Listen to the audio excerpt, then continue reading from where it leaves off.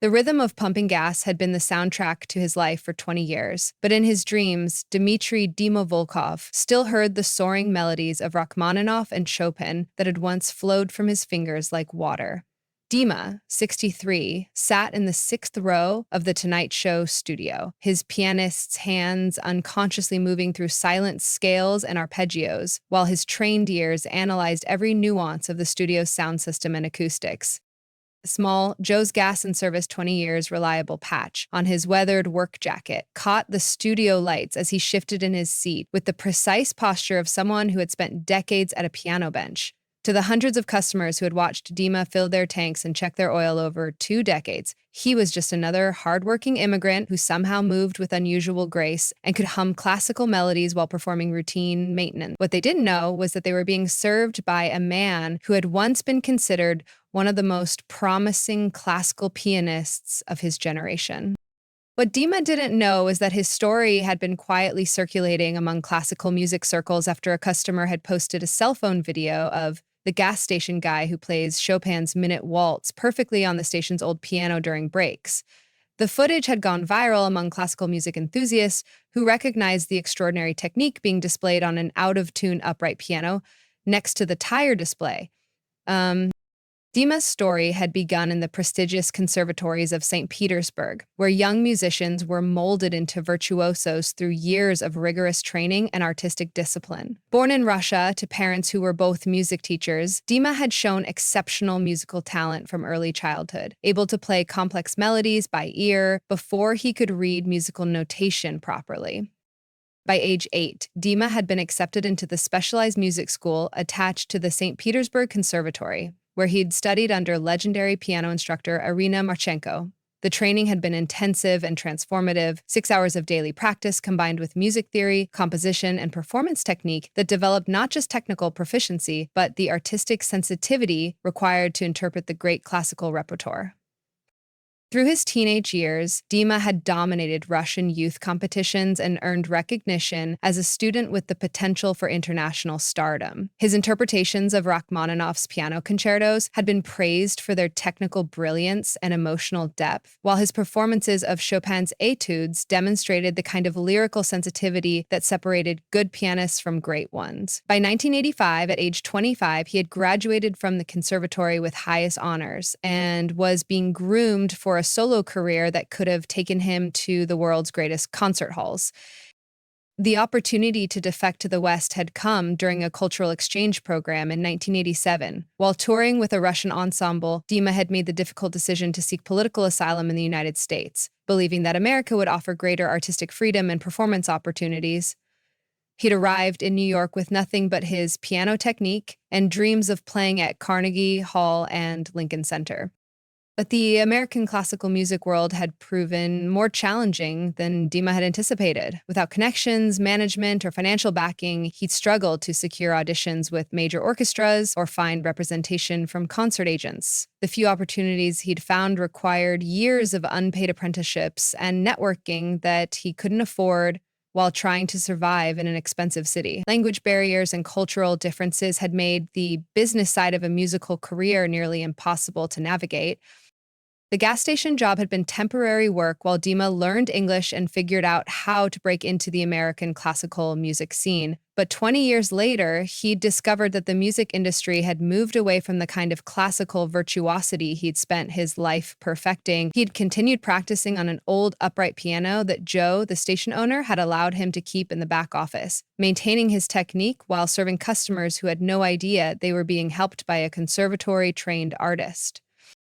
The Tonight Show tickets had been a surprise retirement gift from Joe, who had watched Dima work with dedication and dignity for 2 decades and wanted to honor the man who had brought an artist's attention to detail to every aspect of automotive service.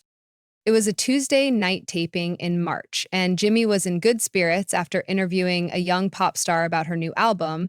During his commercial break interaction with the audience, his attention was drawn to Dima by his perfect posture and the way his hands moved with the precision and grace of someone trained in fine motor control. "Sir, you have incredibly graceful hand movements. Are you a musician?"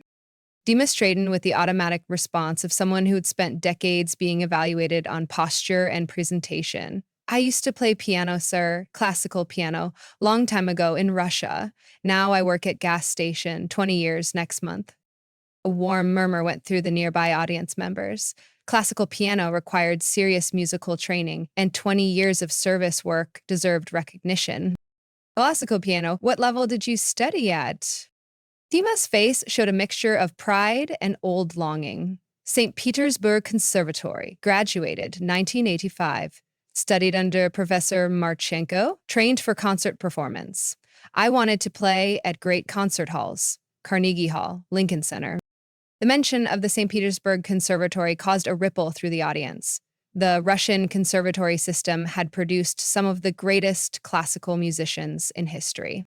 The St. Petersburg Conservatory, Dima, that's one of the most prestigious music schools in the world. What happened? Why didn't you pursue a concert career?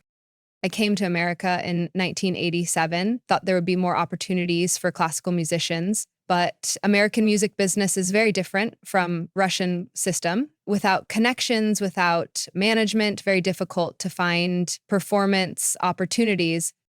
Jimmy's curiosity was immediately piqued. Someone with conservatory training who had given up a potential concert career to work at a gas station represented a story of deferred dreams and untapped artistic talent. Jimmy made a decision that would change everything. I'm a conservatory training is serious classical music education. Would you mind coming down here and telling us about your musical background? Dima looked uncertain. I don't think people want to hear about old classical music stories. That world is very different from popular music. Trust me, people definitely want to hear about classical training. Come on down.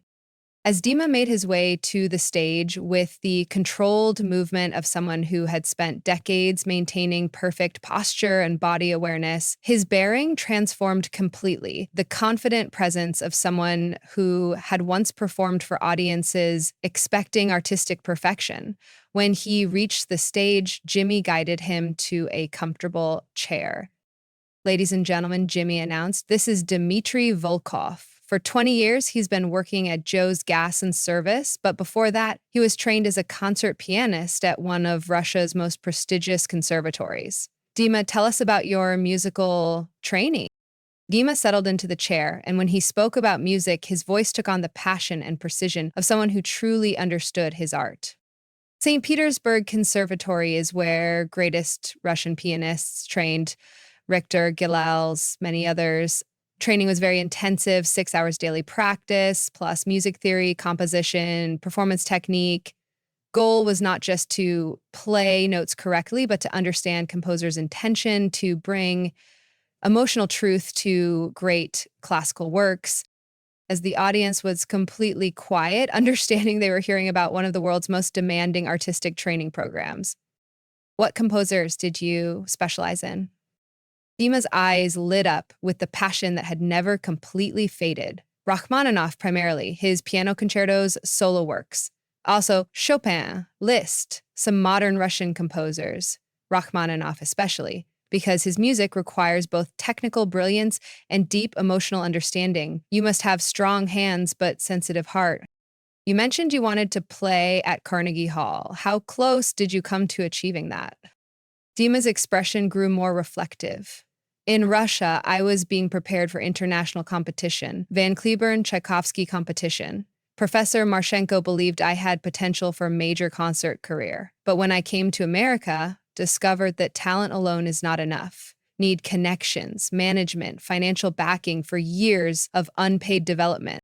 Gimme reached behind his chair and pulled out a tablet loaded with classical music databases and Russian cultural archives. Dima, we did some research before tonight's show.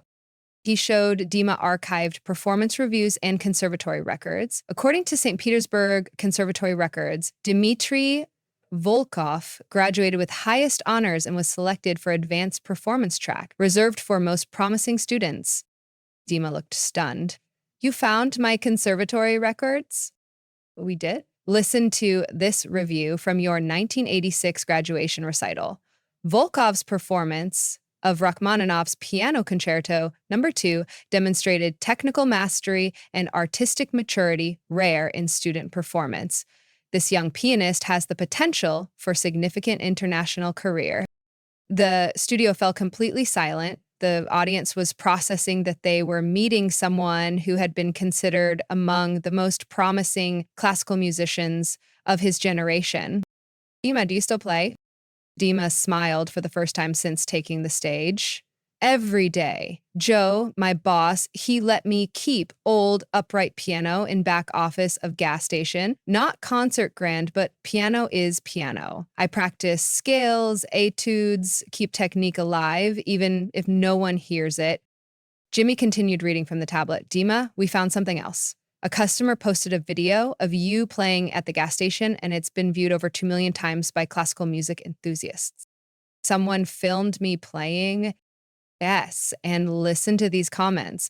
This is conservatory level technique. His interpretation of Chopin is flawless. This man should be performing at major concert halls, not working at a gas station.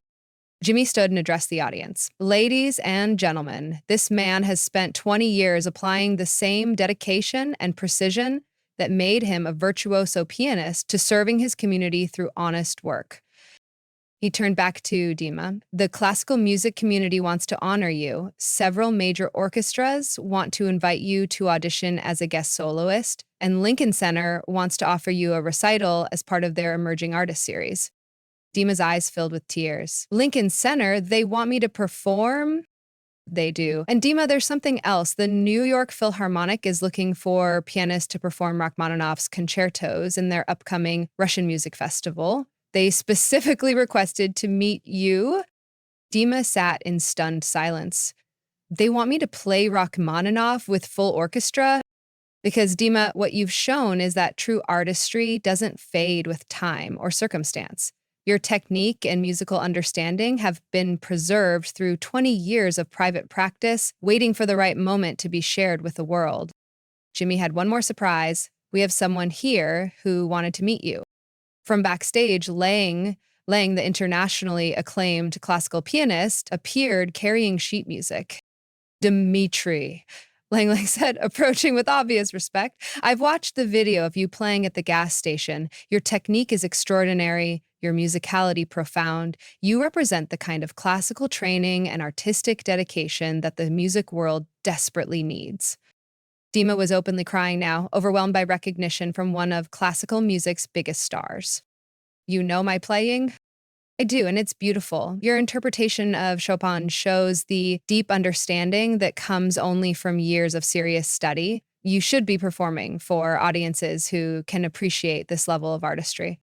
But Jimmy wasn't finished. Dima, we have one more surprise. We managed to get a piano up here. Would you consider playing something for us? Concert grand piano was wheeled onto the stage, its polished surface gleaming under the studio lights. Dima approached it with reverence, running his hands over the keys with the tenderness of someone greeting an old friend. What would you like to hear? Dima asked, settling onto the bench with the perfect posture of professional training. Whatever means the most to you, Jimmy replied. Dima paused for a moment, then placed his hands on the keys. This is Rachmaninoff's Prelude in sharp minor. I learned it as a child, and it stayed with me through everything. What happened next was pure magic. Dima began to play, and instantly the studio was transformed into a concert hall. His technique was flawless, his interpretation deeply emotional, his performance demonstrating the kind of musical mastery that takes decades to develop and can never be faked. The famous opening chords resonated through the studio with power and precision, followed by the lyrical middle section that showcased Dima's sensitivity and artistic maturity. The audience was mesmerized, understanding they were witnessing world-class artistry being performed by someone they'd never heard of. When the final notes faded, the silence lasted for nearly a minute before the audience erupted in the kind of sustained, emotional applause usually reserved for the world's greatest concert halls. Jimmy had tears streaming down his face. Dima, that was one of the most beautiful things I've ever heard. How do you carry that level of artistry and work at a gas station? Because music doesn't leave you, Dima said simply. Even when life takes you away from performance, the music stays in your hands, in your heart. I've been privileged to serve my community honestly while keeping my art alive privately. As they helped Dima back to his seat, he stopped and looked out at the audience one more time. Thank you for listening, but I want young musicians to know never abandon your art, even when circumstances force you away from it. Music has its own timeline, and sometimes the most beautiful performances happen when we least expect them. The episode that aired became one of the most moving Tonight Show segments ever, sparking conversations about hidden talent and the artists working in everyday jobs while maintaining their craft. Dima's story inspired several major music organizations to actively seek out classically trained musicians working outside the industry, recognizing that extraordinary talent existed beyond traditional performance circuits. His Lincoln Center recital became one of the season's most acclaimed performances. Dima spent his retirement finally achieving the concert career he dreamed of, discovering that leaving the gas station didn't mean leaving his blue-collar work ethic. It meant bringing that same dedication and humility to the concert stage. At 65, Dima still practices scales every day, still believes that music should serve something larger than personal ambition, and still carries his St. Petersburg Conservatory diploma alongside his gas station employee ID, a reminder that true artists never stop creating, regardless of where life's circumstances place them. Because sometimes the most important concerts happen not in famous halls, but in the hearts of people who understand that music exists not to be heard, but to be lived, one perfectly executed note at a time. Claude can make mistakes. Please double check responses.